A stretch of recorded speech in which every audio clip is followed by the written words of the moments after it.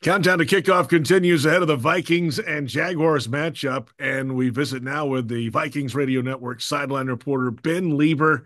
It's week 10. We're 3 weeks to Thanksgiving, and boy, what a race in the NFC North right now. It's got to be fun week to week. How are you?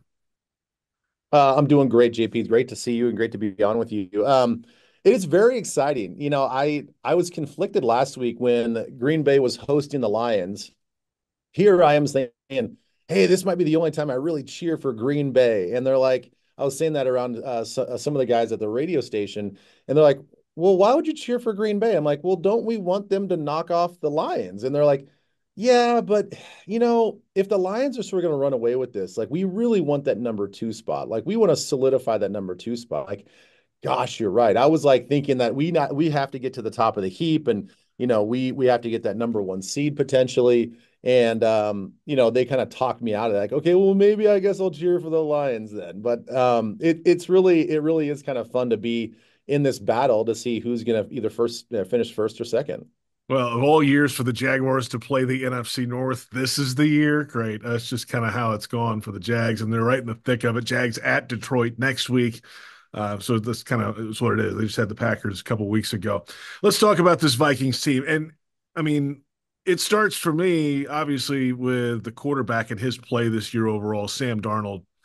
Unexpected starting quarterback this year. He wasn't supposed to be out there, but alas, here he is. And what is it about now? Why is this the season where Sam Darnold has finally figured it out?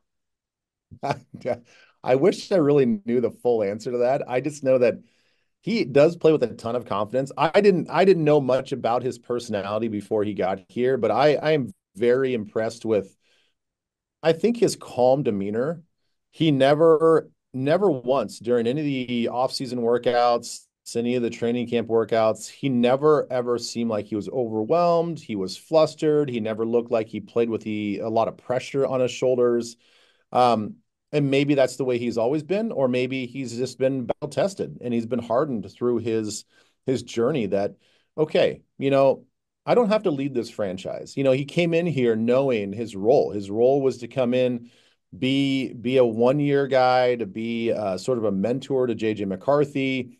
He knew his lot in life. And I think he accepted that role, and he knew, and we've heard from time and time again how all these quarterbacks really want to play for Kevin O'Connell. And I think that he knew he was going to go into a good situation that was very quarterback friendly.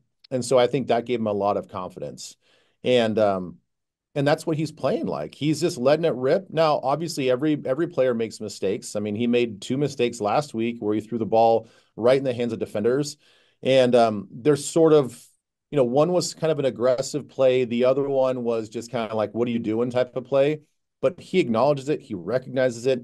He's really done a good job of taking away some of those careless mistakes this year. Again, maybe that's maturity. Maybe it's coaching. Maybe it's a combination of both. I just think that he knows that he doesn't have to be the guy. He doesn't have to force too much. He's got great weapons around him. Now that TJ Hawkinson's back, he trusts the scheme. And I think that's a big part of it. Ben Leber from the Vikings Radio Network, sideline reporter with us. Yeah, it helps when you have Justin Jefferson doing historic things from the outside. I mean, Yeah. when you're in the same conversation as Don Hudson, I mean, that gives you an idea of like things like this don't happen. I mean, he could be one of those guys that leads the league, and he's on pace to lead the league again in receiving yardage, and only Don Hudson is the other receiver to do it under the age of 26. So historical perspective, right? I mean, Justin Jefferson's ability, we see it every week. But what goes behind that for Justin? What drives this guy to be at that elite level that you've seen?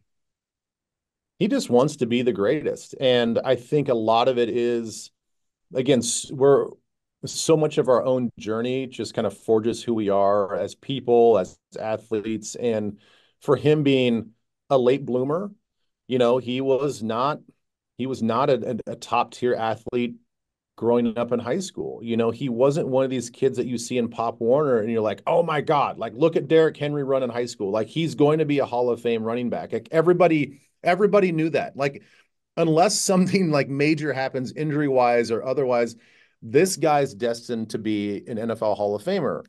And Justin Jefferson wasn't that. He was under recruited.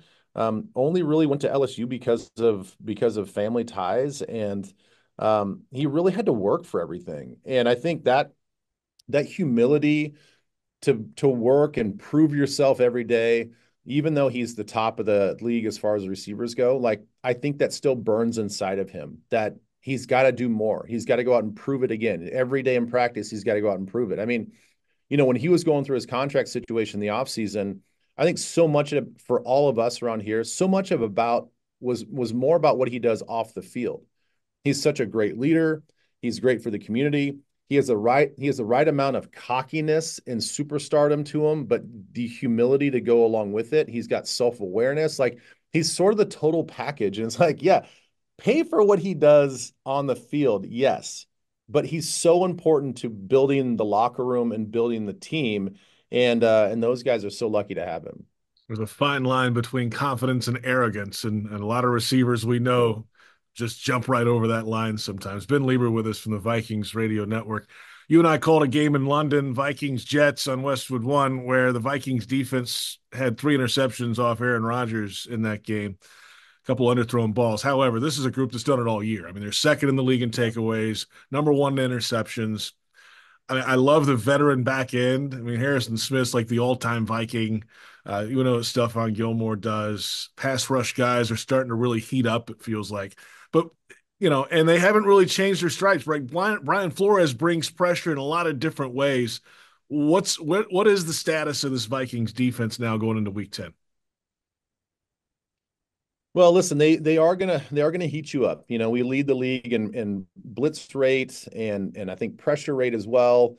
But that doesn't come without some weaknesses. When we give up 5, 6 rushers sometimes, that only leaves a few guys in the back end of this defense. I mean, there was times in the Los Angeles Rams game where I saw only 5 guys in coverage, and they're not even playing a straight up man. They're playing a zone with 3 over the top and 2 underneath. And it's like, all right, guys, if you're going to leave these 2 underneath guys to cover all this ground, somebody better get home and get to the quarterback. And that didn't happen. And so if you're well coached up and you understand where the blitzes are coming from, and you use your 6 blockers against our 6 rushers, well, you're going to throw the ball on us. And I think Brian Flores is okay with that. It very much is a bend but don't break.